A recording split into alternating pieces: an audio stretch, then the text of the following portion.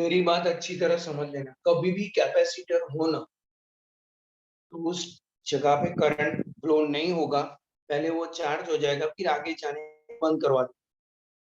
यानी अभी ये करंट यहाँ से नीचे से जा रहा है, तो अभी यहाँ पे इंटरनल रेजिस्टेंस ये है 2 ओम है, तो करंट कितना होगा, ये दोनों सीरीज में है 1 तो I equal to E upon small r plus capital R। तो EMF आपका 2.5, रेजिस्टेंस 2, स्मॉल r 0.5, तो 2.5 अपॉन 2.5, तो आपका आंसर हो गया 1 एम्पीयर। ये आपका करंट हो गया।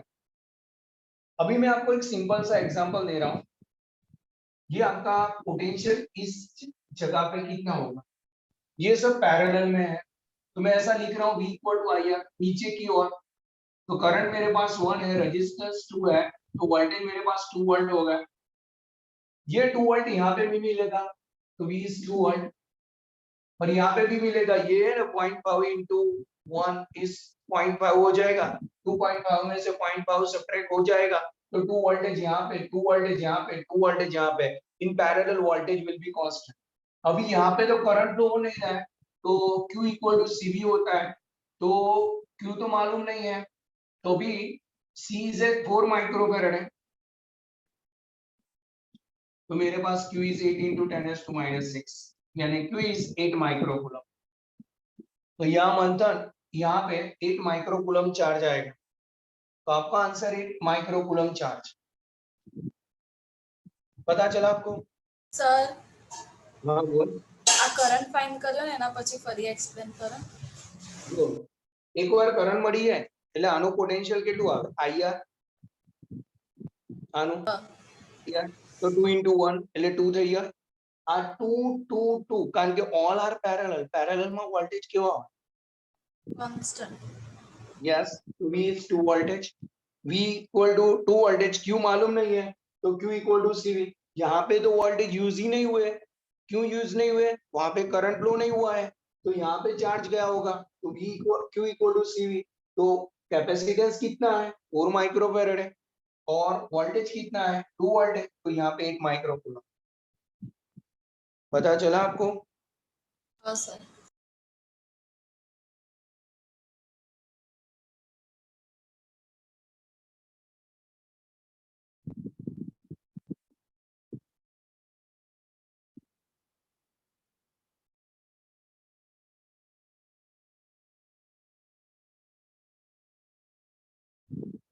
हो गया सबका?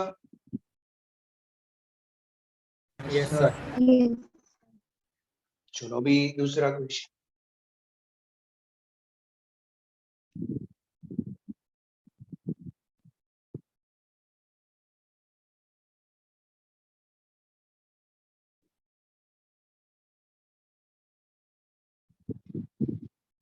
A positively charged particle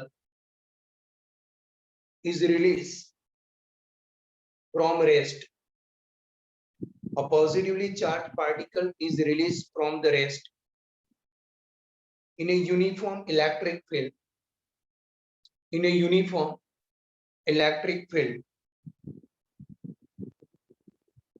the electric potential energy of the charge, the electric potential energy of the charge remains constant, increases, decreases,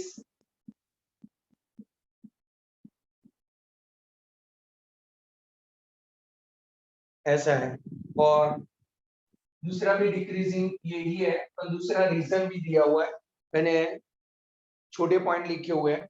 sir increases. Okay, अभी थोड़ा सा अच्छी तरह समझ। इलेक्ट्रिक फील्ड के साथ जा रहा है ना इसलिए। यस, अभी आपको थोड़ा और कॉन्सेप्ट चाहिए। ये आपका इलेक्ट्रिक, अभी ये क्यू चार्ज है, आराम से क्यू चार्ज है, Q charge moving towards the field, positive charge moving towards the, तो उसका सोर्स कहाँ होगा, यहाँ पे होगा सर, जिसकी फील्ड आ रही है तो उससे वो फार अवे जा रहा है, फार अवे। जैसे आपको सोर्स दिख नहीं रहा, मैं दिखा रहा हूँ। ओके, तो ये सोर्स से फार अवे जा रहा है। तो पोटेंशियल एनर्जी का इक्वेशन क्या होता है? जब डिस्टेंस इंक्रीज होता है तो पोटेंशियल एनर्जी डिक्रीज होता है। तो पोटेंशियल एनर्जी इज डिक्रीज। तो answer is C, potential energy decrease. और दूसरा भी रीजन है, it will be mu towards the field and it will be move away from the charge and therefore potential energy is decreased. यदि ये negative होता है ना, it will be move towards the charge opposite to the field and therefore potential energy is increased. और उस time भी एक problem होता है। चलो अभी मेरा क्वेश्चन है, चलो ये तो आपने लिख लिया, ये पता चला। સર નેગેટિવ વાળું નહીં ખબર પડી નેગેટિવ માં શું अपन पॉजिटिव वाળું खबर पड़ी। હા એ તો ખબર છે ओके, चलो किसी को डाउट, कोई प्रॉब्लम हो तो कही दो। अभी नेगेटिव માટે આપણે વિચારે, चलो अभी नेगेटिव, ये नेगेटिव चार्ज तो कहां पे जाए, किस डायरेक्शन में? Left side.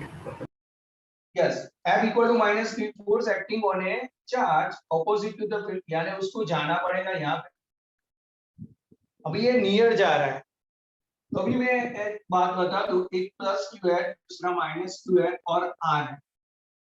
अभी यार आपका आर डिक्रीज हो रहा है, ये आपका क्लियर है। तो पोटेंशियल एनर्जी नेगेटिव में इंक्रीज हो रहा है, वो क्लियर है।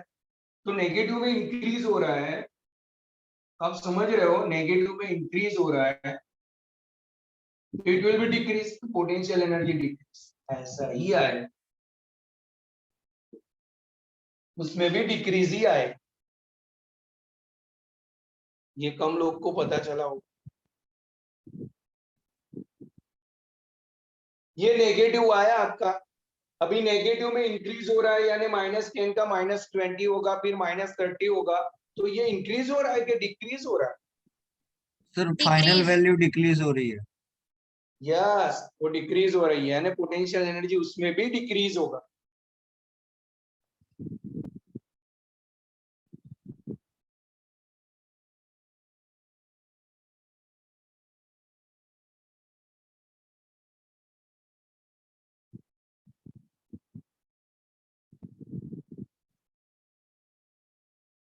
चलो ये होगा आपका। Yes sir. 10 minutes, sir.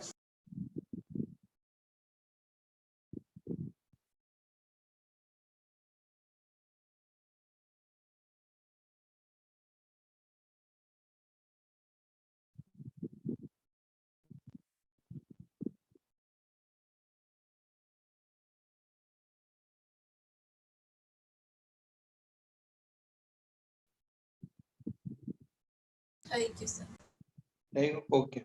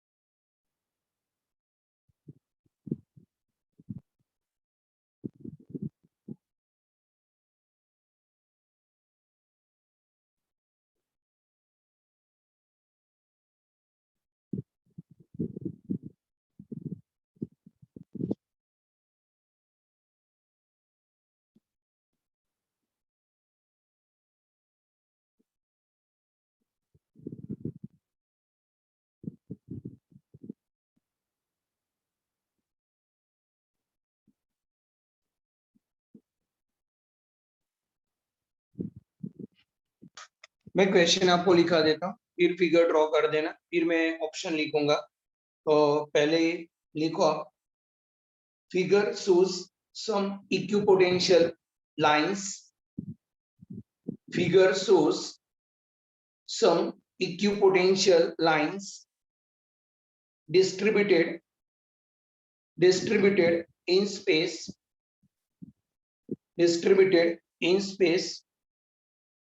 charge object is moved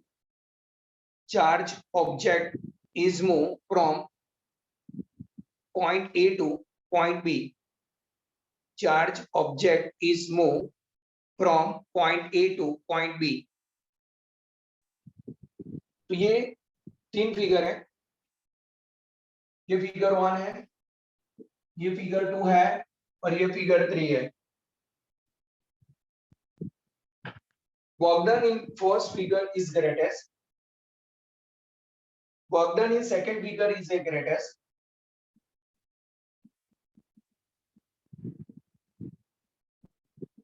Is the greatest.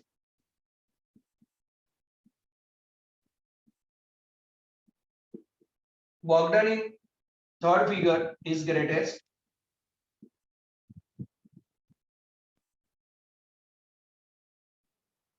D में work done is same in all figure. Sir same Work done same. same in all figure. D. Sir same All figure. Okay. अभी work done is same for all figure. Sir delta we सबका same है, इसलिए delta we same है तो difference work सबका done भी same same आएगा। ये सर डेल्टा वी Double से equal to delta work done. तो अभी आप जा रहे हो B A से B, तो B माइनस A, B का 40 और A का 20, तो 20 क्यू हो जाएगा, होगा आपका 20 क्यू। ये जूल सब में आपका 20 क्यू ही रहेगा, because we are moving from A to B, we are moving from A to B. A में 20, डी में 40, ए में 20, डी में 40, यहाँ पे भी ए में और बी में 20 40, तो work done are same in all figure. तो यहाँ पे आएगा वर्क डन इज सेम। आपको क्या दिखाया गया है? डिस्टेंस दिखाया गया है, ये कम है, ये ज्यादा है, ये उससे थोड़ा डिफरेंट है, वर्क डन डिफरेंट रहेगा। तो work done does not depend on distance, it depends on potential difference, and potential difference are same, therefore work done will be the same. तो सब जगह पे वर्क डन सेम रहेगा।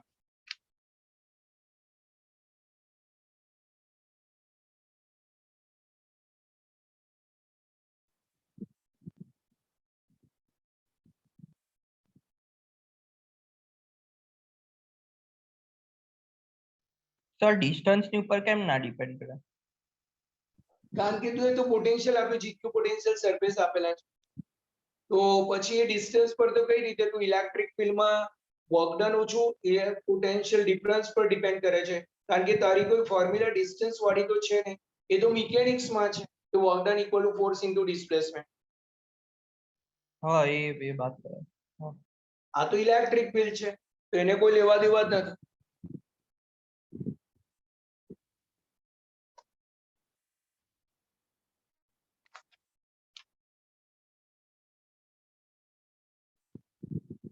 चलो ये होगा आपका। Yes sir.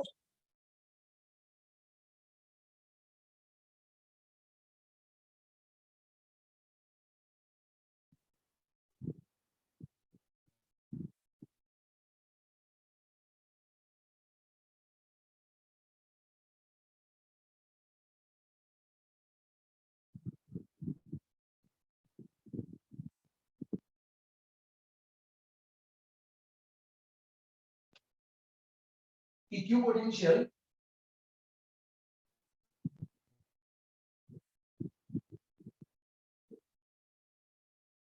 at a great distance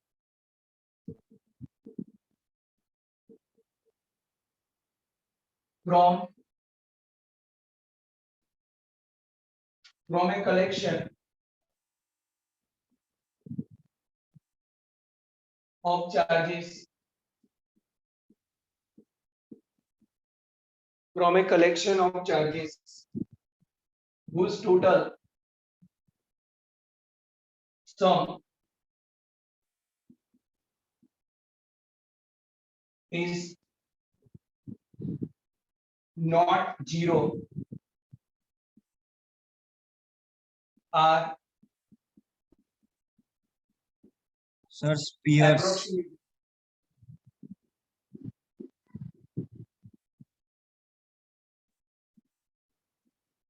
spheres spheres लेंगे ए आंसर है। क्यों?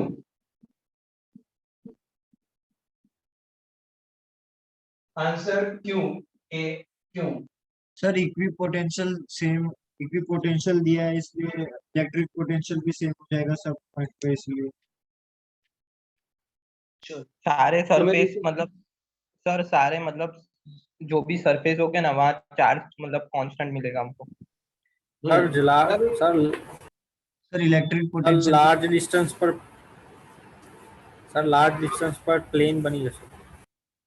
यस, तो मैं यही बोल रहा हूँ कि मैं अभी ये 20 वोल्ट है, अभी 30 वोल्ट है, सपोज यहाँ पे 30 वोल्ट, तो यहाँ पे हम जा रहे हैं या तो 30 से हम 20 की ओर जा रहे हैं, तो ये तो वर्क इक्विपोटेंशियल, तो स्पीयर क्यों ले रहे हैं?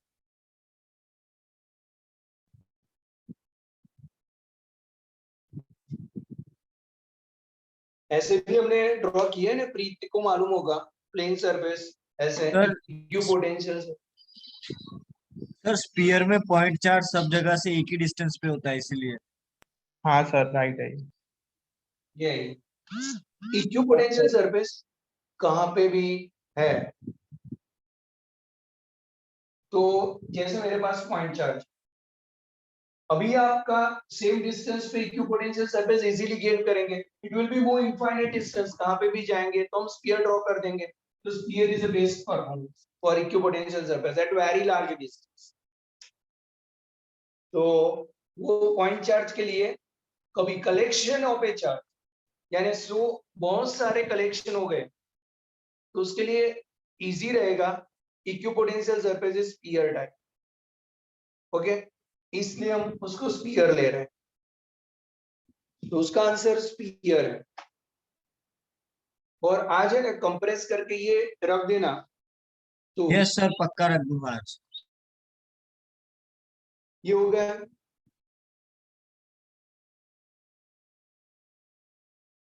अभी दूसरा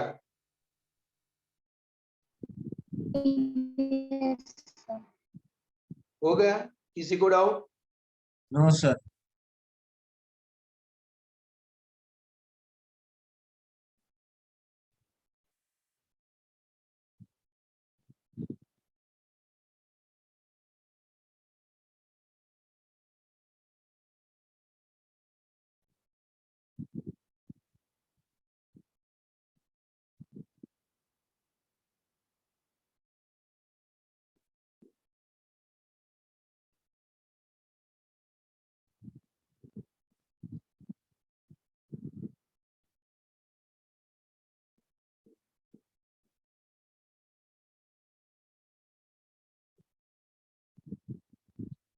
तो इक्विवेलेंट डाइलेक्ट्रिक कांस्टेंट कितना होगा?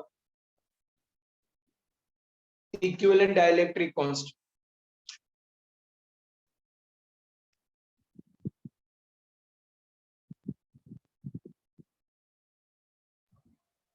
Sir K1 plus K2 upon डी, K1 K2 upon KD1 plus KD2। कैसे? सर आ इक्वेशन હતી ને થિયરીમાં છે ને। ये पैरेलल के सीरीज में, और कितने कैपेसिटर? सर पैरेलल में है और 2 कैपेसिटर है। Okay, 2 capacitor parallel. रुषा नहीं सर सीरीज में सर, सीरीज में, सॉरी सीरीज में, सीरीज में। रुषाली क्या बोल रही? हाँ रुषाली का हाँ, आंसर सर। क्या है, सीरीज में या पैरेलल में? आप सर देखो पेज घुमाने की आवाज आ रही है, देखो सर। तुझे क्या, मैं कुछ भी करूं? सर देख के बोल रही है। मुझे पर सर मुझे पूछ रहे हैं ना, मैं आंसर दे रही हूँ ना। बात मत बिगाड़ो। चलो अभी वृषाली का क्या मानना है और कैसे है सीरीज में? अभी मैं आपको एक एग्जांपल दे रहा हूँ। सर वन हैंड मीट हो रहा है, वन हैंड मीट हो रहा है सर इसीलिए। सर सीरीज में आओ सर। 1 2 2 3 सीरीज। तो वृषाली पहले तो कैपेसिटेंस के टू આવશે, બીજું આવશે K2 એપ્સિલન 0 K2. હવે બંને સિરીઝમાં છે, સિરીઝમાં કોઈ equation equivalent 1/c equals to 1/c1 plus 1/c2. ચલો C equal to what? આનું ઇક્વિવેલન્ટ આખાનું ભેગાનું લખવાનું એટલે તું શું લખી શકે? C1 into C2 upon C1 plus K epsilon 0 A by D, A by D. Okay. क्योंकि K टोटल हमें डिफाइन करना है और टोटल एरिया का A हो गया, डिस्टेंस D हो गया, C1 का क्या है K1 epsilon 0 A by D1 और C2 का क्या है K2 epsilon 0 A by K2 D2. upon epsilon 0 upon A2. अभी तुम्हारे पास एप्सिलन 0 है, सबके पास कैंसिल कर दो, D by K हो गया, यहाँ पे आएगा D1 by K1 K1 plus D2 by K2. अभी तुम्हें एलसीएम आता है, K1 K2 is LCM, D1 K2 D2 K1. अभी आपको K डिफाइन करना है K1 K2 D upon D1 K2 plus D2 K1. ये हो गया आपका आंसर K. तो इक्विवेलेंट के ऐसे डिफाइन करते हैं।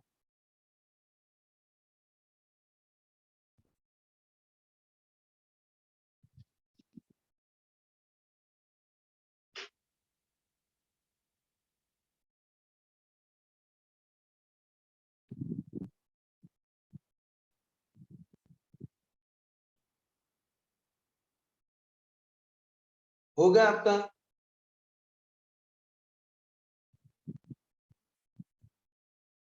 No sir.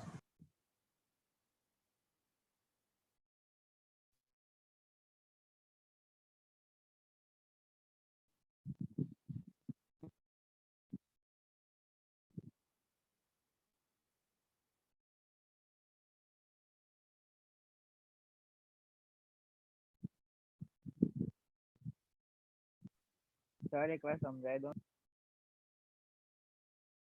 जो આ બે કેપેસિટર છે, આ કોમન પ્લેટ છે, એટલે આ બંને સિરીઝમાં છે, એનો K ઇક્વિવેલન્ટ ડિફાઇન કરવાનો છે। આ ડિસ્ટન્સ D1 છે, આ D2 છે, ટોટલ ડિસ્ટન્સ D છે। તો પહેલાનું capacitance K1 epsilon 0 A by D1, બીજા માટે K2 epsilon 0 A by D2, કારણ કે એરિયા તો આખી પ્લેટનો જ છે અને ડિસ્ટન્સ D2 છે બે પ્લેટ વચ્ચે। હવે બંને સિરીઝમાં છે, ખાલી કોમન એન્ડ 2 છે, બે એન્ડ મળે તો પેરેલલ પણ એક એન્ડ મળે single and, it is connected in series. Series માટે 1/c is 1/c1 plus 1/c2, so 1/c is K epsilon 0 A by D because total area A and distance is D, it is known as a equivalent capacitance। First का जो है C1 C2 का value रखा, फिर मैंने epsilon 0 A common निकाल के cancel कर दिया, तो ये उसके हिसाब से K आ रहा है। ओके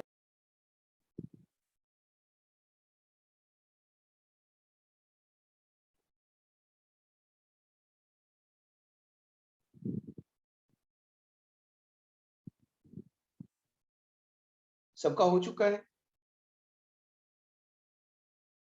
एक मिनट। Yes sir.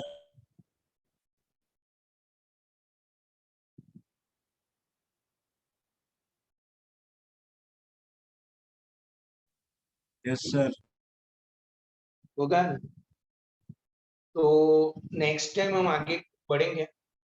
आज मैं मीटिंग क्लोज कर रहा हूँ और जिसकी फीस बाकी है प्लीज अपने पेरेंट्स को कह के आप